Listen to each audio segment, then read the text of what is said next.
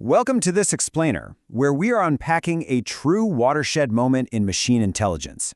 Today, we're diving into how a highly specialized 27 billion parameter AI named Faraday just fundamentally dismantled the most entrenched engineering dogma in machine learning.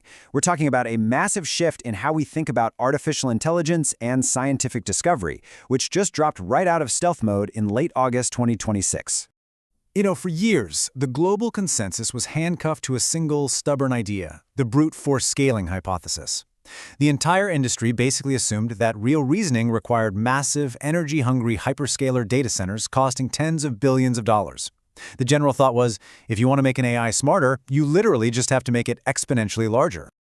But Inherent AI's Faraday Agent flips that Goliath narrative completely on its head.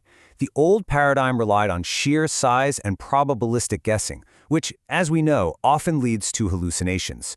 But this new paradigm, led by Faraday, prioritizes algorithmic precision and rigorous formal logic over just brute force size. Here's our agenda for today. First, breaking the scaling myth. Second, meet the 27B scientist. Third, the replica benchmark showdown. Fourth, Faraday's secret technical sauce. Fifth, democratizing scientific discovery. And finally, the AGI horizon. Okay, let's dive into Section 1, Breaking the Scaling Myth.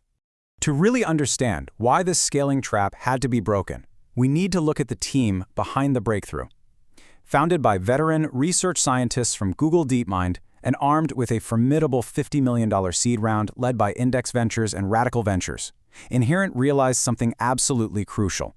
Standard generalized language models are trained basically to predict the next token on internet text, right? Because of this, they suffer from severe limitations in empirical science, namely probabilistic hallucinations, a total lack of physical intuition, and an innate tendency towards sycophancy, meaning they just uncritically agree with whatever the user says. And let's be real, you can't exactly uncover the foundational laws of physics with a yes-man chatbot that just wants to make you happy.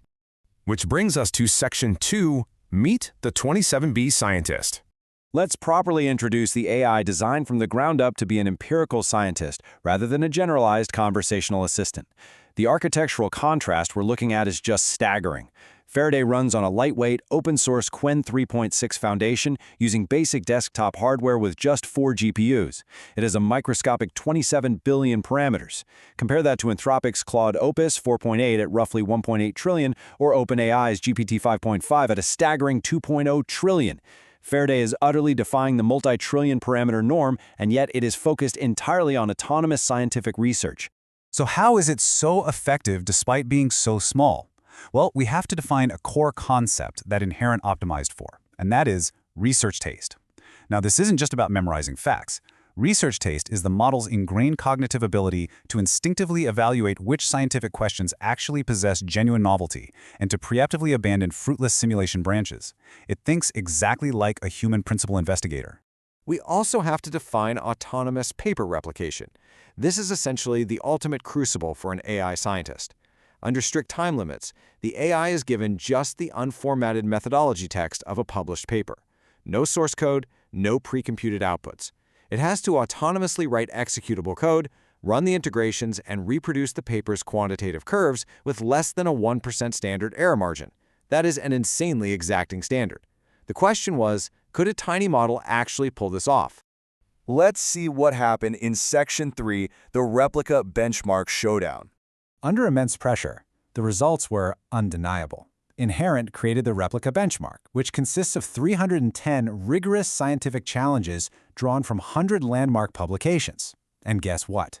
The tiny 27 billion parameter Faraday model decisively defeated the massive frontier giants. Faraday achieved an 87.4% replication score, successfully solving 271 of the tasks, leaving Claude Opus and GPT-5.5 completely in the dust.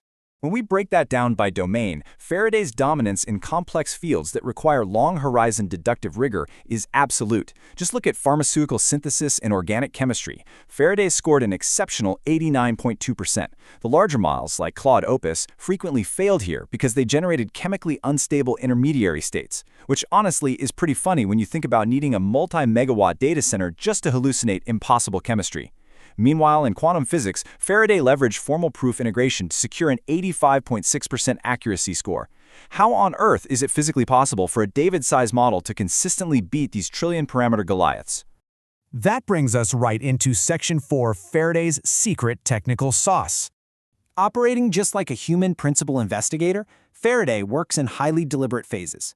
In phases 1 and 2, it reserves its 27B cognitive core strictly for high-level strategy, mapping natural language into Lean 4, which is a specialized mathematical proof language. Doing this guarantees absolutely zero hallucination tolerance.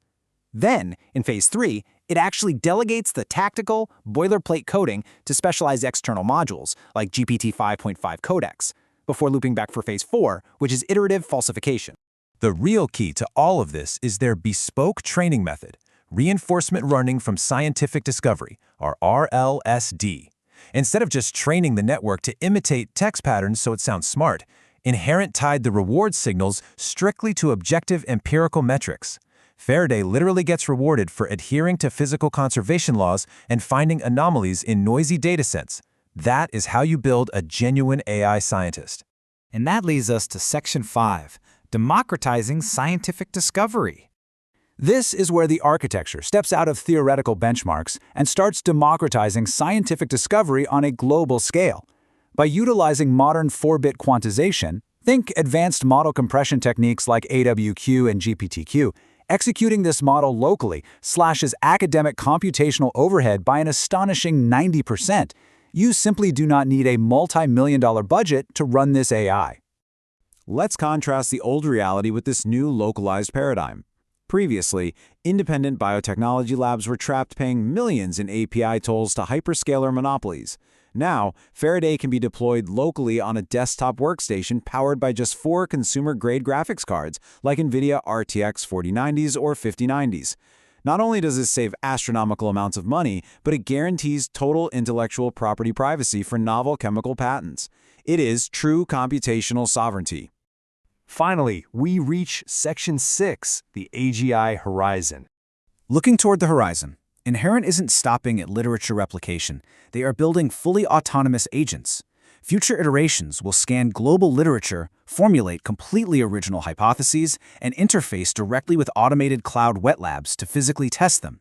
This is destined to transform humanity's rate of scientific breakthroughs from a linear progression into exponential acceleration, tackling constraints in solid-state batteries and rare genetic diseases in years rather than generations. Which leaves us with this incredibly provocative thought to ponder. If a localized artificial agent can orchestrate Nobel-caliber investigations right from a desktop workstation, how will the fundamental job description of the human biological scientist evolve in the 21st century? It's a thrilling and perhaps a bit intimidating new frontier. Thanks for joining me on this explainer, and I highly encourage you to keep your eyes on the horizon.